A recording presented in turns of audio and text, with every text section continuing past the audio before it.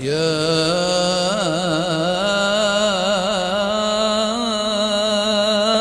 رمضان.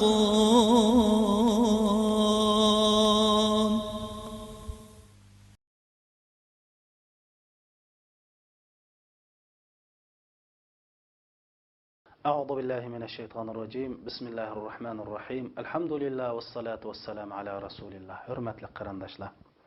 Bir necha kundan keyin biz ishtiyoq bilan kutayotgan ulug' Ramazon keladi. Bu aziz mehmon qancha tiz kelgan bo'lsa, shuncha tiz ketib qoladi. Undaq bo'lgan ekan, har bir o't yurak mu'min musulmon qarindoshlarimiz bu ulug' kunni oliy himmat bilan ve ulug' ibodatni qilish bilan ve shundoq qilishga iroda bog'lab ve shundoq qilishga bir plan tuzish bilan bu Ramazonni kutib olish kerak. Hamda Rasul Akram sallallohu alayhi ve sellem bu Ramazonda ajoyib ulug' ibodatlarni qilish bilan bu Ramazonni o'tkazgan. Shu Rasululloh bu Ramazonda qilgan eng ulug' ibodatlarning birisi itikof. Endi bu itikof degan qarindoshlar insonning ruhini poklaydi. Biz bu turmush halakchiligida, hayotning bu oldirashlarida bizning qalbimiz, tafakkurimiz, aqlimiz bulg'undi, qalaymi qolishidi, yuragimiz qariyib ketadi. Turmush bizni shunday qilyapti. Endi bu itikof qilish orqali biz mushu hayotlikdagi turmush halakchiligidan, aldirashchiligidan, ilim berim, mush nurg'un ishlarni yilda bir necha kun tashlash orqali mana bu qalbimizning, ruhimizning, aqlimizning bulg'unishini tozalaymiz va yuksaltiramiz. Endi bu itikof degan so'z arab tilida bir ishqa til tüküz bütünley birleşini gösterdi. İslam'daki istimal ma'nosi olsa, imamı va, mezini va, cemaat va bir mescitte bir neçə gün turup Allah subhanahu wa ta'alaga qulçul qilishini gösterdi. Demek itikof Allah subhanahu wa ta'alaga taat, ibadet qilishini. İtikof Rasulullah'ın sünnetini ada qilishni, itikof ma'lum vaqtda masjid turib Allohga yiqilishni ko'rsatdi. Hamda Oyisha onamiz Rasulullah'ın itikof qilganligini bayon qilib shunday deydi. Kana Rasulullah sallallahu alayhi ve sellem ya'takifu 10 al-awakhir min Ramazan hatta tawaffahu Allah. ثم اعتكف أزواجه من بعده. Rasul Akram sallallahu aleyhi ve sellem Ramazan'ın o ahirki 10'da itikaf kılattı. Ta ölüp ketkiçilik muşundaq kıldı. Rasulullah ölüp ketkendikin Rasulullah'ın ayalları itikaf kıldı deydi. Hem de qarindoshlarimiz Ramazan'da hamma musulmonlar ro'za tutadi. Lekin ro'za tutganlarninki darajasi o'xshashmaydi. Bazı adamlar, belki köpünçe adamlar içinarlıq yürüşüki, içinişlik yürüşüki fakat eğizilam roz tutulu. İkinci kişiler olsa hem eğizi, hem küzi, kuli, hem roz tutulu. Ama üçüncü bir kişiler var ki bunların kalbi roz tutulu qarindoshlar. Bütün kalbi Allah'a verildi.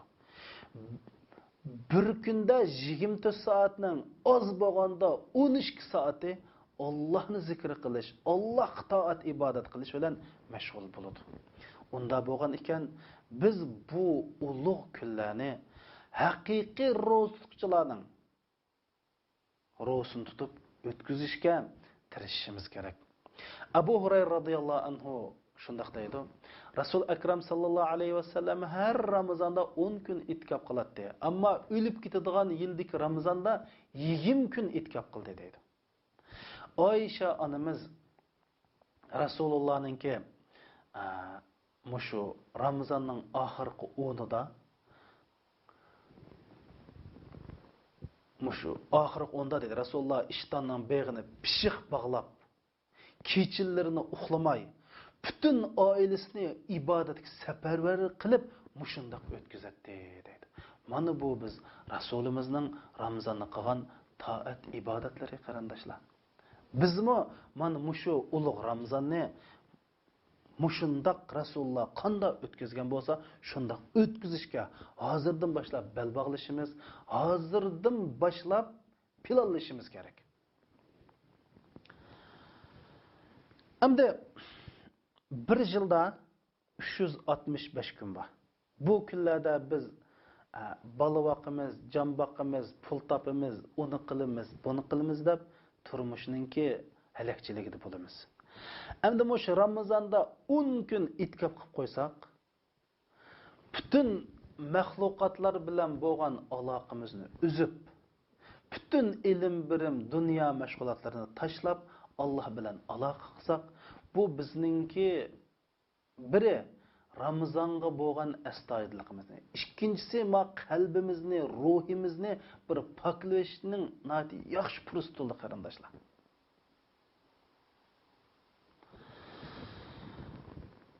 O'ylab baqili, mushu musulmonlarda 100 ko'y pul topsa, 2,5 ko'y zakot beradigan bir ish bor.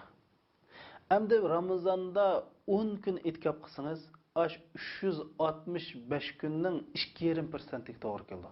Ya'ni bunda deganlik, ya'ni 10 kun itkob qilish 365 kunning zakati deganlik bo'ldi. Mana bu kunlarda musulmonlar o'zining butun kunlarini toat, ibodat bilan o'tkazdi. To'g'ri, musulmon katman chapsi ibodat, tijorat qilsa ibodat, bola vaqsi ibodat. Lekin ma 10 kunda butun mahluqotlardan aloqasini o'zib faqat Alloh qilib beg'ishlaydi. Ya'ni yilda bir qatam o'zini bir qatam isloh qiladi. Mana bu fursatda o'zininki Alloh bilan bo'lgan aloqasini bir qo'r ko'zdan kechirib chiqadi. O'zining Allohning haqqidan nadi ketkizib qo'ydi. Islomning haqqini qanchalik ado qildi, qilmadi. Oilasining haqqini qanchalik ado qildi, qilmadi degandek bir qo'r hisoblarni qilib chiqadi. Mash Ibn Qayyim Javziy rahmatullohi alayhi deydi, itkob demak butun inson o'zining vujudini, qalbini Allohga atash demak. Chunki insonning qalbini 4 narsa qoraytib yetadi deydi. Birinchisi yemek içmekni ko'p yeyish, ko'p ichish. Ikkinchisi ko'p gap qilish. Uchinchisi ko'p uxlash. To'rtinchisi kaskanmas odamlar bilan ko'p aralashish deydi. Mush 4 narsa insonning qalbini qoraytib yetadi, qetib yetadi. Endi buning dorisi nada desa, buning dorisining hammasi Ramazonda deydi. Qanday desa, ro'za tutish orqali ko'p yeyish, ichishni davolaymiz deydi. Qur'on o'qish, vaqtni g'animat bo'lish, Allohni zikr qilish bilan ko'p gap qilish degan bu kasalni davolaymiz deydi.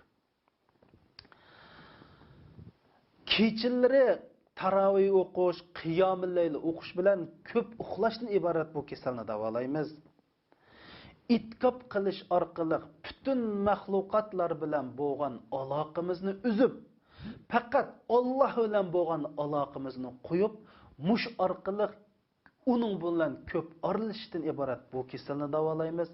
Demak, mushu Ramazonda inson mush yurakni qoraytiradigan, mush 4 kasalni davolaydigan eng yaxshi fursat deydi qarindoshlar. Ramazonning oxirgi 10i kirgandan keyin qarindoshlar.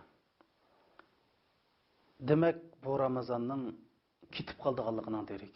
Bu aziz mehmonninki ketib qoldiganligining derik. Unda bo'lgan ekan, biz bu qimmatli fursatda tirishchanlikning ustiga tirishchanlik qilishimiz kerak. Chunki biz bilamiz, bir muhim narsa qo'limizdan ketib qoldiganligini bilsak, xil ishlarimizni tashlaymiz. Necha vaqt tamoqimizdan voz kechimiz, xil qimmatlik ishlardan voz kechib, shu ishni qo'lga kiritishga tirishamiz. Mana bu Ramazonningki oxirgi 10da itkob qilish bo'lsa, shu sababdan hey qarindoshlar, Rasul akram sallallohu alayhi vasallam deydi, kimki o'rindan turib, uning g'ami dunyoli bo'ladi ekan, Alloh kambag'allikni uning ko'z oldiga akib qo'ydi deydi. Shuning bilan vashattata shamlahu deydi. Onun bütün kan işlerini birisini aynaga çuval çarak aşında kılıyordu yani. O aş dünyanın kayını onu kısbu aplaşmayı, bunu kısbu aplaşmayı, onu kısbu ulup ay bütün kaşını dünya bilan bulap gitgan qilib qo'ydi deydi. Demek biz bu Ramazanda ahirgi 10 kunlarda mush dunyo bilan bo'lgan aloqamizni uzib bir 10 kun Alloh subhanahu va taolaning rizoligida itkabda o'ltiraylik. Itkabda o'ltirib, hey qarindoshlar, hey sizlar Qur'on o'qib, yurikinglar pish-pish qimig'ili qancha uzun bo'ldi. Rasulullohning tarjimalını okusanglar, Rasulullah'ның hadislerini anlasanglar, ko'zinglardan taramlab yosh oqmig'li qanchalik bo'ldi. Sizlar o'zinglardan, iymoninglardan ansirmamsizlar. Sizlar qiyomat kunisi jannat kiradigan kishilarning qatoridan bo'lamsizlar, yo bo'lamamsizlar, buningdan ansirmamsizlar. Sizlar bir musulmon shaxs bo'lish sifatinglar bilan İslam'a qarta mecburiyetinlar var. Müslüman ümmeti qarta mecburiyetinlar var. Muşunu ada qıldınlar mı, qımıdınlar mı? Bunundan ensirmemsizler. Sizler Allah'ın hakkında nade ketkizip koydunlar. Maş 365 gün içinde nemişlerini kıldınlar. Kaysı günahlarını kılıp tövbe qımıdınlar. Qaysı günahlarını qilib tek o günahlarga tövbe qilmay unutulib ketdinglar. Günahni qilib tövbe qilmaslik, tövbeni kichiktirib qo'yganlikning o'zi tövbega muhtoj bo'ldi qarindoshlar. Günahga bir tövbe qilsan, günahni qilib tövbe qilmay, tövbeni kichik deganligi uchun yana bir qatam tövbe qilasan. Mana bu itikobda o'ltirib, inson mush bir qator masalalarni ko'z oldiga akilib bütün zihnini, aklini, tefekkurunu, vücudunu muş meselelerine qaratib, bütün dünya meşgulatıdan kol üzüp bir 10 gün Allah subhanahu wa ta'ala'nın aldığında oturup Allah'ın ziyafetini kubul kılıp muşundak ötküzüş bolsa bir mümin için nihayet muhim qarindoshlar. Yeni bir ahiretki mesele olib qalsa, muşu İtkab qilishdan iborat bu sünnet musulmonlar arasida tark etilib qolgan bir sünnet. Biz inshaalloh mush Ramazonda mush sunnatni qilsak, tark etilgan bir sunnatni tirgizgan bilamiz qarindoshlar. Buning ajri nihoyat ulug' dinimizda Rasulullohning tashlanib qolgan sunnatni qilib mush sunnatni qaytadan tirildirsa, bu qilgan nama amalning nihoyat katta bo'lganligi kitaplarımızda kayıt kılınan. Bu Ramazan ketip qoladi qarindoshlar. Hem bir Ramazan'a biz bamu yok mu bilmeymiz. İbn Şihab degan zat shundoq deydi, bu musulmonlar adam hayron qoladi. Rasululloh Madinaga hijrat qilgandan tortib to tugab o'lab ketkichilik itkobni tark etib baxmadi, lekin bu musulmonlar tark etibdi. Şunun için bu Müslümanlardan ben hayran qalaman deydi qarindoshlar. Biz bu Resulullah'ın sünnetini terk etmeyli. Bulup mu Ramazan'da itkab qilish, Ramazan'ın ahir 10'da itkab qilish her bir Müslüman'a ta'kidlangan sünnet.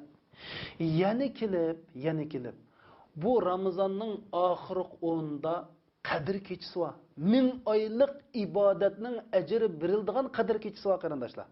Biz maş 10 günni itkab bilan o'tkazdik deganlik bu qadr kechisini topdik deganlik bo'ldi. Mushnim qo'ldan berib qo'yamdik qarindoshlarimiz. Allah subhanahu va taala mush darsni anglagan qarindoshlarimizning bu yil itkabda o'ltirishga nisb qilishni men Allohdan tilayman. Hey qarindoshlarimiz, dunyoda itkab qilishga biz Uyg'ur musulmonlaridek ehtiyoji adam yo'q. Chunki bu itkablarda mushundaq Allohning huzurida, Allohning ziyofati bo'lib, har qanday tilak tilsak Alloh beradi. Har qanday duo qilsak Alloh ijobat qiladi. 10 kun turib mush ruhiyatimizni, mush qalbimizni, aqlimizni dunyoning kirlaridan yuyib bir isloh remonat qilgan bir eng oltin fursat. Bunu qo'ldan bermayli. Oxirsida mendek bir bechoraga duo qilib qo'yishni ham unutib qolmayli. Assalomu alaykum va rahmatullohi va barakatuh.